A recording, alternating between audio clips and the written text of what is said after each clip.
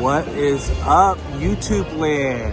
This is another vlog series of the Wildest Ride. You know, East Coast side. You know, East Coast do better. Not really though. We're here at Hollywood Studios, having us a just a Hollywood day. Don't want to take tomorrow's stuff. But yeah, we're gonna do a few things here at Hollywood Studios, like do the Villains show. We're gonna go do the Little Mermaid show. We have dinner at not Hollywood and Bob, but 50s Prime Time, and we're gonna go see Fantasmic, and we're gonna also do some pin opening, so that should be fun. And we may try some snacks and do some. Might be a time to do another ride. So yeah, that's gonna be our day at Hollywood Studios. Thank y'all for joining us. We really appreciate it. So, the lines at studios right now is wild. It is 5:30 in the evening on a Monday, and the lines to just get in is crazy. And it took us an hour to get here today because of an accident on I-4, which caused major traffic in the surrounding area. We weren't on I-4, but we live nearby, so it affected us and our ability to get here. But we're out of the line, and now we're gonna start our day here in Hollywood. So we're eating at Eddie's Catalina. It's right next to All American Cafe in Studios, and we got a pepperoni and sausage pizza that looks underwhelming. Some garlic bread. It came with chips, and then we got water. Originally, we have reservations at 50's Prime, which we should still do. We haven't ate all day, and so we're gonna split a pizza and some garlic bread. Our reservation's not till 8 o'clock, so we're gonna do this and then go see the Villains show. Don't think we have time for Mermaid, just of how late we came in, that's okay. Might be able to do something else instead. So we just got done eating, and we're gonna look at some stuff that we just bought as well. So as soon as we entered, we went into the dark room on I think it's Hollywood Boulevard, because now we're sitting over in Sunset. And here's some of the stuff we got. So this is a crossbody bag, and it's made specially for pins. And so you can put your pins through here. We got some advice from another pin trader who said don't put any of the pins you like on it because they tarnish over time. But then inside, it comes with all these little sheets to protect your pins. But then you can put what you want. So when you're trading, we can put them here. And then, like I said, it's a crossbody bag. So it comes with a strap and then a little pouch in the back. So that was our first thing that we got. And then along with us doing some mystery bag openings, we got Ducks of Disney. And Christian and I are big fans of Disney ducks. So they're cute. You don't get all of these. This one's more expensive because you get 5 of them. But I definitely want Donald and Daisy. I think Sorcerer Mickey would be cool. Flounder. And probably Powerline. I bet my husband would want Powerline. So let's see what we get. So let's see what ducks we got. We got Marie. Yay, we got Donald. I'm hoping we get Daisy. How many come in the pack? 5. This is Cheshire Cat. We got Pluto. That one's cute. That's how I feel about the Cheshire Cat. And yay! We got Daisy. So now we have Donald and Daisy. They tend to come in a pair just like Mickey and Minnie from what I've seen. But here's an up close look at all of them. So these ones I think are for sure keeps. These 3 I'm willing to trade maybe. You like the Cheshire Cat, don't you? No. The Marie? Yeah. Okay. So we may end up trading these ones. So yeah. Right behind me will be the new Monsters Land coming to Disney's Hollywood Studios. About 2 weeks ago. was the end of the Muppets Vision 3D show. So it was kind of sad that I didn't get to check it out, but I have a feeling that Muppet Vision is going to be somewhere, you know, whether that's VR, Disney Plus, at some other park. But it's going to be very cool that this is going to be the kickoff for Monsters Inc., the whole land. So further back over here, I guess, assuming there was a lot of dead space, so you're going to have inside Muppet Vision 3D will be a new type of show. I think it's going to be very similar to the Monsters Inc. laugh floor. And then you're going to have a roller coaster inside as well. That's going to be very cool to the Hollywood Studios. This is what it's going to look like. So this is where Muppet Vision was, and so now the theater's called the Glob. I think that's a play off of the Shakespeare Theater back in the day. Well, I mean, back in the day, a few hundred years ago. So, rumor is it's supposed to be some type of talk show with Mike Wazowski.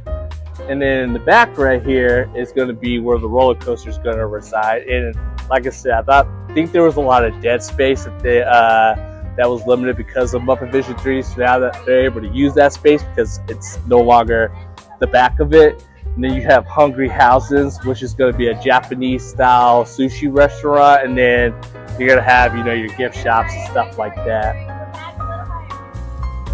And does that look like a Pizza Planet truck? a little bit.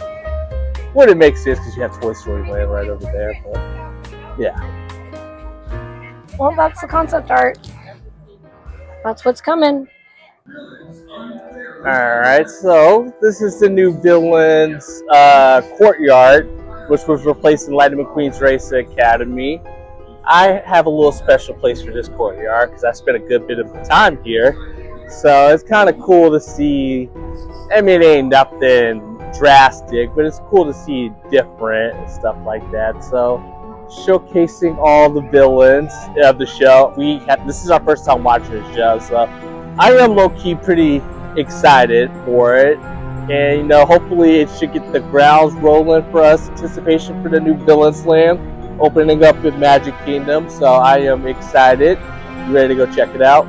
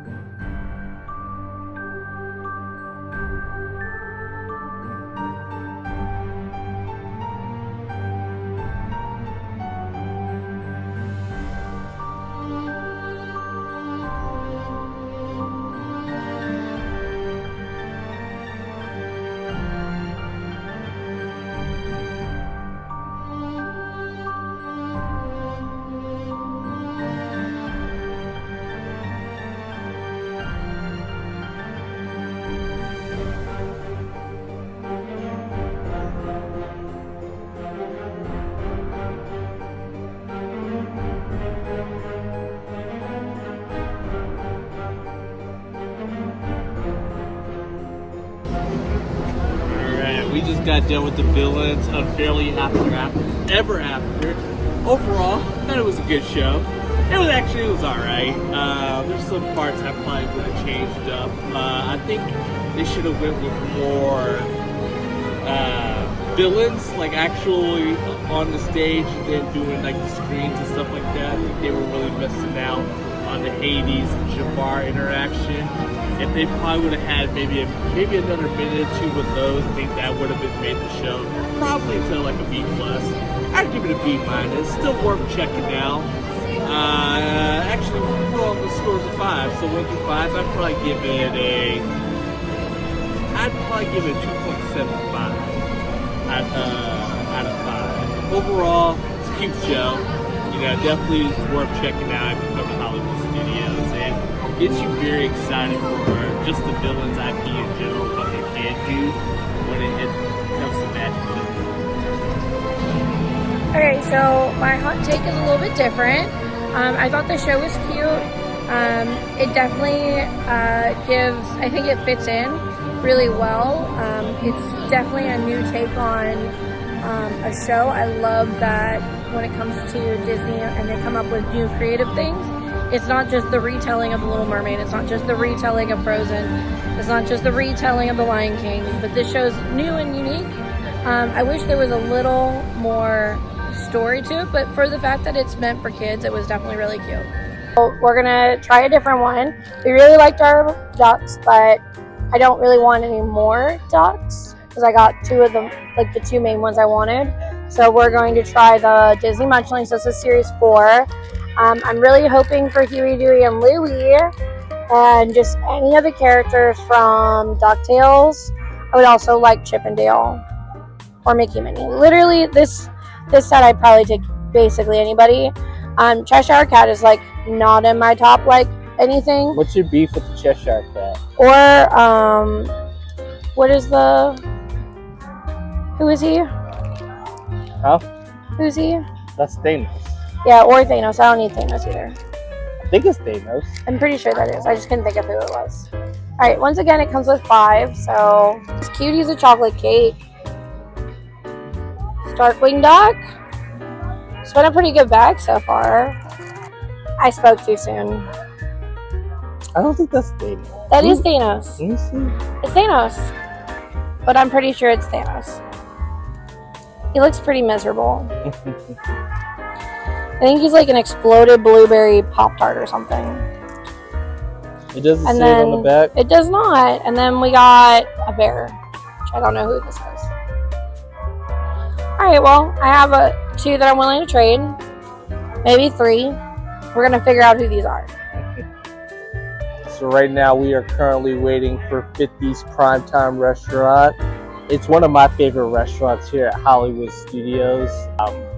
Overall, it's a pretty good restaurant. The fried chicken here is to die for. I think I'm going to get the sampler this time and try that out. And definitely saw something other that I really wanted was the chocolate peanut butter cake. So I'm definitely getting a slice of that. Alright, so we are saying goodbye to Disney Hollywood Studios for now. And we're headed to Disney Springs. Fantasmic was actually canceled, but this is our drive from here to Disney Springs. What was your favorite part about tonight, Christian? Honestly, it was just coming to the parks. It's always a good time to come to the parks. We had dinner, and the dinner was okay. It wasn't nothing like over the top. I should have probably got just the fried chicken. I didn't really care too much for the pot roast. I'm not too big of a carrot guy, and they had a lot of carrots in it. And the cake was very good. It was like a cake peanut butter type deal. That was pretty good. And my soda, anytime you could mix a flavor like root beer mixed with vanilla, because it already has like vanilla extracts in it, but if you just want more of a stronger vanilla taste, it's always the way to go. So that was good. To me, it's in the middle of the pack when it comes to restaurants. I think as of right now, my favorite restaurant at Hollywood Studios is probably gonna be Roundup Barbecue, to be honest with you. Ugh. I think I like the atmosphere. Feels like you're in the movie of Toy Stories. I thought the food was good, and some of the desserts and the adult beverages are very creative. So, but I'll always say this: we don't come to Hollywood Studios that often because I don't think it's neither one of our favorite parks like that. To be honest, you know, it's Hollywood Studios lost a major bit of its identity, and right now, to me, it's just a park full of IPs. You know, and we'll come here maybe a few times in the years. We'll come especially more now, but it's not something I'm like. If I get to choose between the 4 parks, I'm gonna choose Magic Kingdom, Epcot, probably, and then, you know, I feel like Animal Kingdom's just way too hot. Yeah, I mean, I will say, like, I didn't mind dinner tonight. Like, it was not as good as Homecoming, but it was by no means bad. It was middle grade. There's not a whole lot of food, in my opinion, at Studios. The only thing I've really ever had there was ABC Commissary, which I actually do like now that they've done like a menu change to it. I don't really put quick service and full service restaurants in the same category. You know, because I feel like with full service, you're supposed to get the better experience. Yeah. I don't know. We'll spend more time at Hollywood, like at Hollywood Studios. We were just in there. So we just finished up with How to Train Your Dragon. Thoughts? Opinions? So if y'all really want a full reaction video of How to Train Your Dragon, me and my boy Casey Jr. made one for Popcorn Movie Mania. You gotta check that out on Spotify and on my personal Facebook page. Overall, it was a good movie, you know. Overall, today was a pretty good day. It's nice to do, you know, Disney park days, come to Disney Springs. You can't really beat that. Do you have anything else you want to say before we close this out? No, it's been a great day. How to Train Your Dragon is definitely a great movie. It's very true to the original. This will conclude the episode of The Wildest Ride. We will catch you with the podcast, and the next week, I believe we're going to Epcot. And we're going to maybe do either Cake Bake Shop or the Space Restaurant. So that will do it for this episode.